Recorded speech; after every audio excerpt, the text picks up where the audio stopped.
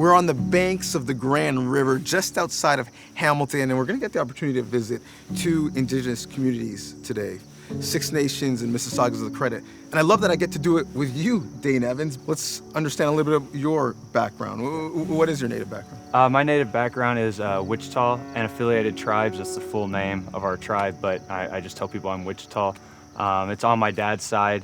My grandma and my great-grandma were both part of it. My great-grandma is the one who was in the, it's not called a residential school in the States. It's actually called an Indian school, very similar to a residential school.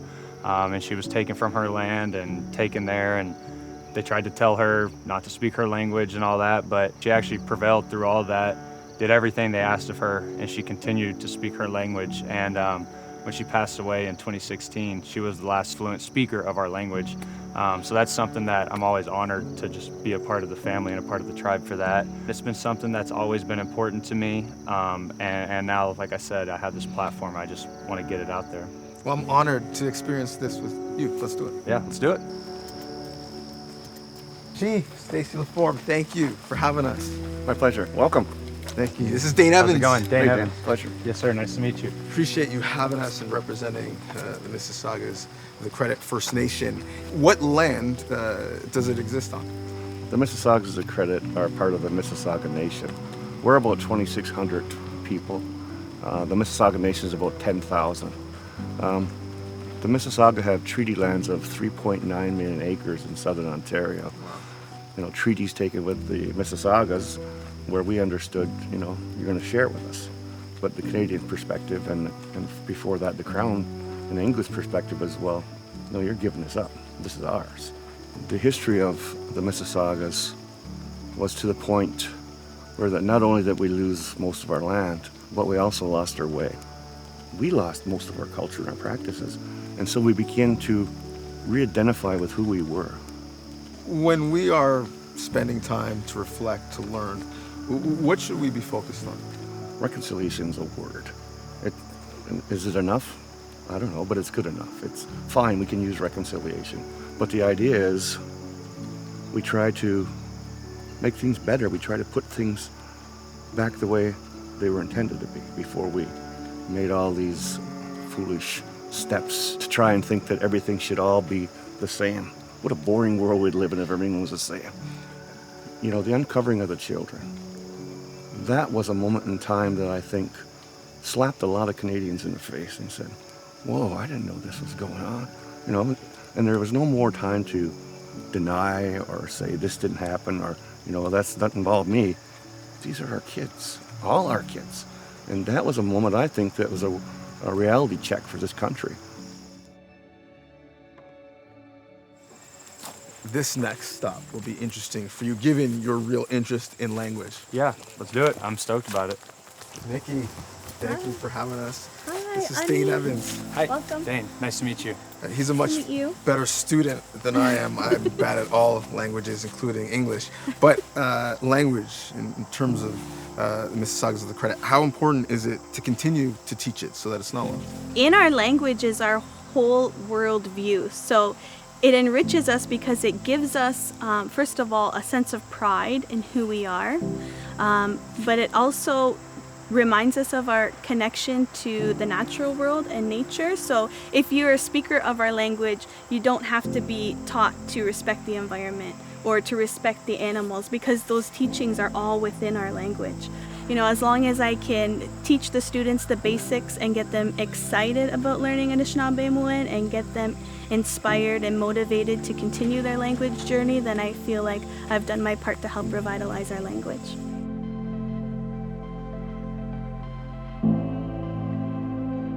Kevin Sandy, CEO, Director, the Iroquois Lacrosse Program. Thank you for having us. Dane Evans, quarterback, you sling it in a different way. What is your lacrosse expertise?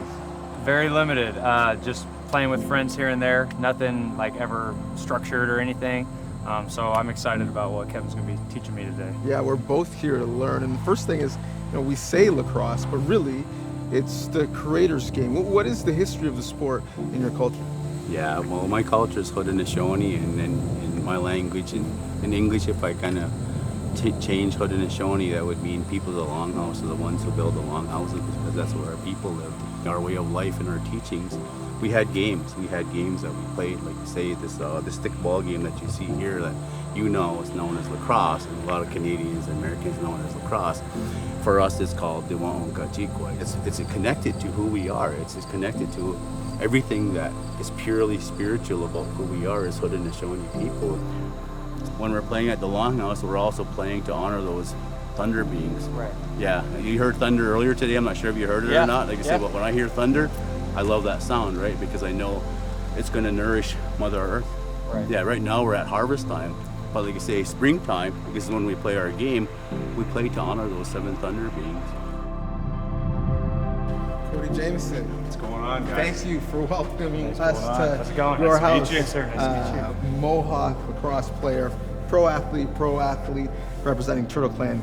You know him well as a Ticat season ticket holder. Yes, I do. How important is lacrosse, modern day, to Mohawk people? Yeah, for all of our Haudenosaunee people, our 6 nations, it's medicine, you know, and it's not in the sense of you know, taking a pill because I'm sick. It's a lot of other things. You know, we struggle with mental health, and I find, you know, being in a team function definitely helps that. I was struck reading the 94 calls to action by the Truth and Reconciliation Commission that 5 of them were directed to sport. How have you seen sport, specifically lacrosse, help, you know, change some of the systemic barriers that we have for Indigenous people in this country? For me personally, it's helped tremendously. I don't think I would have been able to say that I would have a post-secondary education if it wasn't for lacrosse. Similar to the role of sport back home? Yeah, exact same. Everything Cody's saying about lacrosse is like literally me with football. I went to the University of Tulsa, and I wouldn't even been able to get into that school if it wasn't for football. So much like Cody owes a lot to lacrosse, I owe a ton to football, and it's just awesome to be like passionate about sport like that, especially being Native kids growing up. When there's community support and family support, you know, that's what really it makes a difference. And so we always try to make sure that, you know, that people feel supported. Let's go! Let's go! Man, what a day.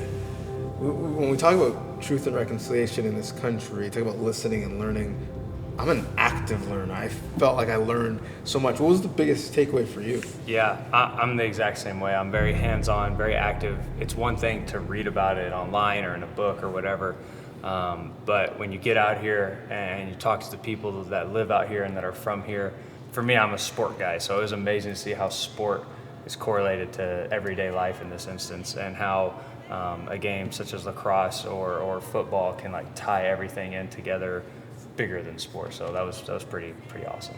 We might all be from different walks of life, right? Like I'm from the States, everybody up here is obviously from up here, but we're all pulling towards the same thing. Like everybody knows that like what happened was bad, and it's not about just like pushing it away anymore. It's about learning about it and moving forward from it.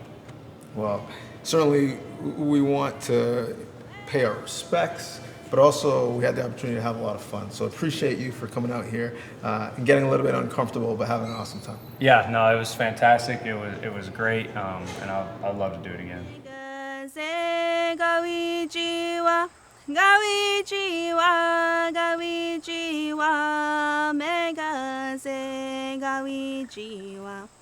Hey yo, hey, hey yo, hey, hey yo, hey, hey yo, hey, hey yo, hey, hey